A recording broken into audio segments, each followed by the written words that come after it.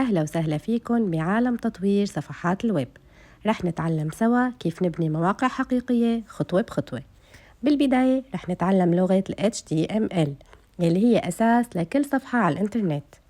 HTML هي اختصار ل Hypertext Markup Language، وهي لغة الكمبيوتر يلي بتنظم هيكل الصفحات على الإنترنت وتخلينا ننشئ صفحات ونحط فيها عناوين، أزرار، صور، روابط وكتير شغلات تانية.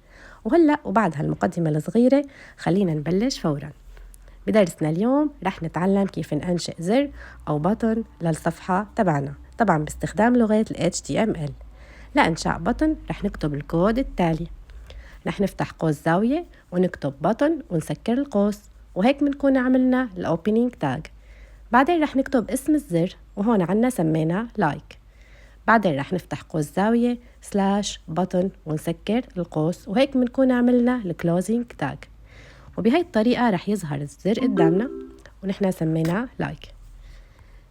وهلأ عنا هون تمرين صغير لحتى نثبت المعلومات. إذا كيف مننشئ زر؟ رح نكتب الأوبنينج تاج، اسم الزر والكلوزينج تاج، والزر رح يظهر عنا بهاي الطريقة. وهيك بنكون تعلمنا كيف ننشئ زر لصفحتنا.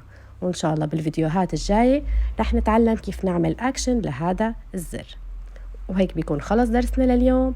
إن شاء الله بنكمل بالفيديوهات الجاية.